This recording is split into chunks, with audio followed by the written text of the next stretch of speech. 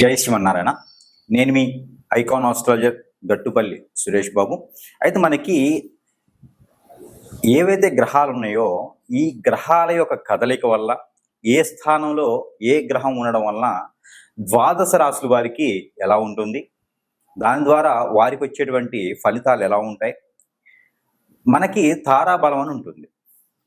మైత్రి అంటే లగ్న మైత్రి, తార మైత్రి, అలానే నక్షత్ర మైత్రి అనమాట. తాళ మైత్రి అంటే అలా బలాలు ఉంటాయి అనమాట. మిశ్రమమా, అశుభమా, శుభమా, మనకి పెళ్లిలో కూడా కంపాటబిలిటీ అనేది చూస్తూ ఉంటాం.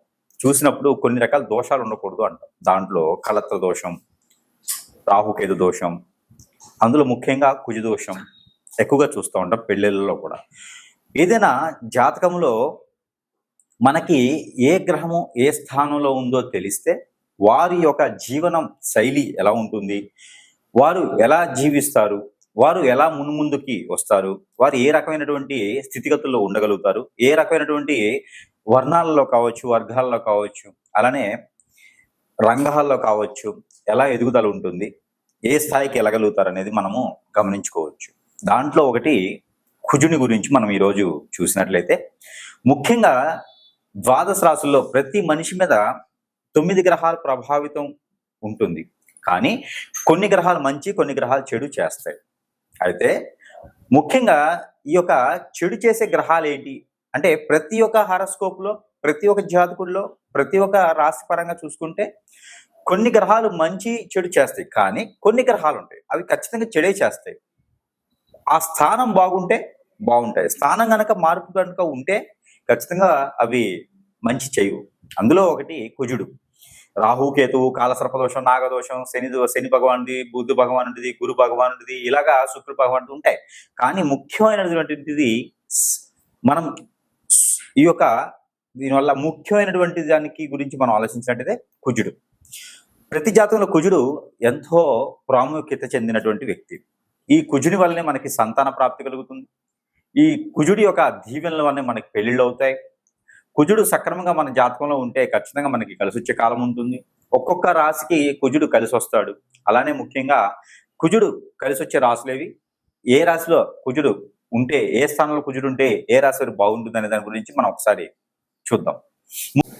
ముఖ్యంగా ఎవరి నక్షత్ర ప్రకారంగా, ఎవరి రాశి ప్రకారంగా కుజు దోషం అనేది నక్షత్రానికి అధిపతి అయి ఉన్నప్పటికీ కుజుడు అనేది ఏంటంటే మనకి రాశి ప్రకారంగా మనం చూసుకున్నట్లయితే కనుక రాశిలో మనకి కుజుడు ఏ స్థానంలో ఉన్నాడో మనం గమనించినట్టయితే ఈ యొక్క రాశి వారికి ఈ యొక్క చిన్న పరిహారం చేసుకున్నట్టయితే కనుక ఖచ్చితంగా ఆ ఒక కుజునికి సంబంధించినటువంటి శాంతి జరుగుతుంది. ఖచ్చితంగా మీకు జీవితంలో ముందుకెళ్లేదానికి, పెళ్లిళ్ళు అయ్యేదానికి కూడా బాగుంటుంది. కాబట్టి ఈ యొక్క రెమెడీ అనేది రాశి వారికి ఖచ్చితంగా ఈ రెమెడీ చేసినట్లయితే కుజు దోషానికి నుంచి మనం తొలగవచ్చు, తొలగొచ్చు.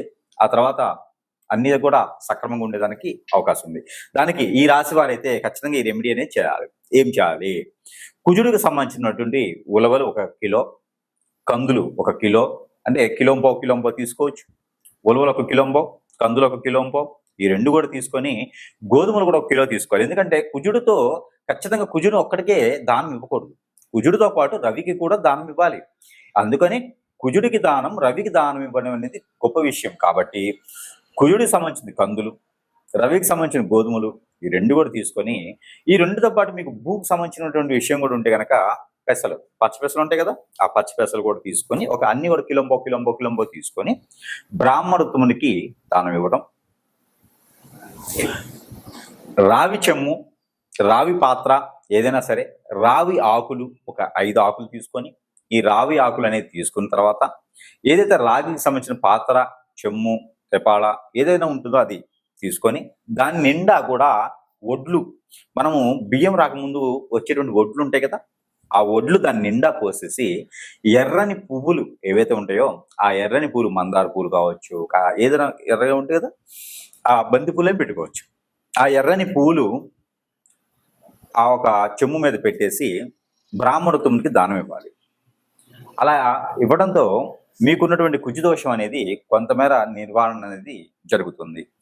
అలానే మరొక రెమెడీ ఏంటంటే, కుజుడు జాతకంలో 2, 4, 6, 8, 12 స్థానాల్లో ఉన్నటువంటి వారు ఎవరైతే ఏ రాశి వారైనా పర్లేదు ఈ రెమెడీ చేసుకోవచ్చు. అయితే ముఖ్యంగా ఈ రాశి వారికి అయితే పర్టికులర్గా ఈ రెమెడీ అయితే ఖచ్చితంగా చేయాలి.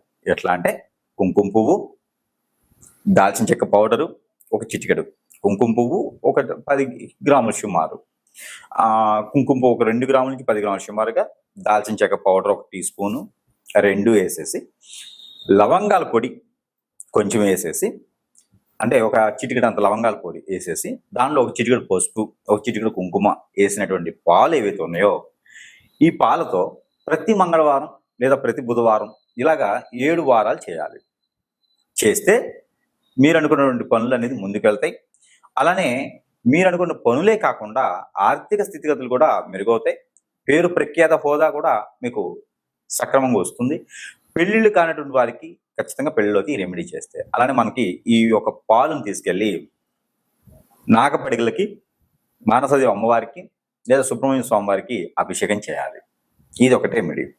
అలానే మనకి ఈ రాశి వారు కనుక ఖచ్చితంగా ఈ రెమెడీ చేస్తే కుజుడికి సంబంధించినటువంటి దోషాన్ని నుంచి పటాపంచలేసి అదృష్టం వరించేదానికి అవకాశం కనిపిస్తుంది. అదితే కుజ దోషానికి నివారణ ఏంటంటే రావి పాత్ర, రావి ఆకు, రాగికి సంబంధించిన గ్లాసు, చెమ్ము ఏదైనా పర్ల తీసుకొని దాని నిండా నీరు పోసి, దాంట్లో ఒక రాగి కాయిన్ ఏదైనా మన పాతకాలంలో వాడుతుంటాం, లేదంటే రాగి తీగ ఏదైనా ఇప్పుడు దొరికే వాటిలో రాగి తీగ కానీ ఏదైనా ఉంటే దాంట్లో వేసి, ఇటుక బిళ్ళ చూర ఏదైతే మనకి ఇటుక బిళ్ళలు దొరుకుతాయి కదా, దానికి నలపొడితే వచ్చేటువంటి చూర, సన్నని ఇసుక వేసి ఆ పాత్ర మీద ఒక మూత పెట్టి, ఏదైనా ఎర్రని వస్త్రం ఒకటి, ఎర్రని నాణ్యం, మనం అనుకున్నట్టు ఎర్రని నాణ్యం, ఒక 2 పువ్వులు, 2 కర్పూరం బిళ్ళలు, కర్పూరం బిళ్ళలు ఉంటాయి కదా, అవి ఒక 2, ఇవన్నీ కూడా ఆ గ్లాసులో వేసి మూత పెట్టి ఎక్కడైనా రావి చెట్టు మొదలుగా పాతి పెట్టాలి. ఎందుకు అంటే కుజదోషం 4, 6, 8, 10, 12 స్థానాల్లో ఉంటే మీకు పెళ్ళి అవ్వడం లేట్ అవుతుంది అనుకుంటే, గోచార ప్రకారంగా చూసినప్పుడు 4, 6, 2 స్థానాల్లో కుజుడు ఉండడం వలన ఆ కుజు దోషం కింద పరిగణన తీసుకోవాలి. సొంత ఇంట్లో కుజుడున్నా కూడా మీరు ఈ రెమెడీ చేయడం ద్వారా ఖచ్చితంగా మీకు ఆ ఒక కుజు దోషం నివారణ జరిగేసి పెళ్ళి అయ్యేదానికి ఆస్కారం కనిపిస్తుంది. మరొక రెమెడీ, ఈ రాశి వారు ఖచ్చితంగా ఈ రెమెడీ చేస్తే మీకు ఆ కుజుదోష నివారణ అనేది జరిగి ఆ కుజుదోషానికి కొంత శాంతి అనేది ఇలుపుతుంది. అది ఏం చేయాలి? పారేటువంటి నీరులో, చెరువు, నది, వాగు, సముద్రం ఎక్కడైనా సరే వెళ్ళేసి గోధుమలు 1 కిలో, కందులు 1 కిలో, ఈ 2 కూడా తీసుకెళ్ళి, పచ్చ పెసలు కూడా 1 కిలో తీసుకెళ్ళి,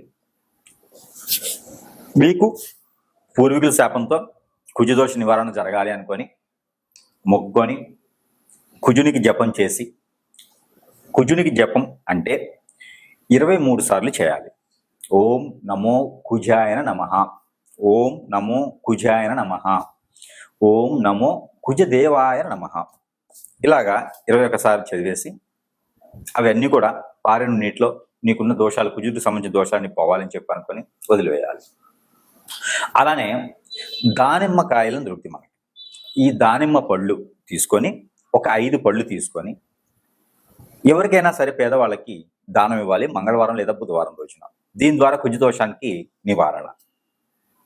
మరొకటి, పాత బట్టలు, ఇనుముకు సంబంధించినటువంటివి, ప్లాస్టిక్ సంబంధించినటువంటివి, చెక్కకి సంబంధించినటువంటివి ఏమైనా ఉంటే, మెడిసిన్ కానీ ఇలాంటివి ఏమైనా ఉంటే మీకు పనికి రాకపోతే ఎవరికైనా సరే అడుక్కునే వాళ్ళ లాంటి వాళ్ళకి ఎవరికైనా సరే దానం ఇవ్వడం ద్వారా ఆ కుజునికి సంబంధించిన దోషం కొంతమేర పటాపంచలేసి అదృష్టం మీకు వరించేలా ఉంటుంది. కాబట్టి ఈ మార పరిహారం మీకోసం.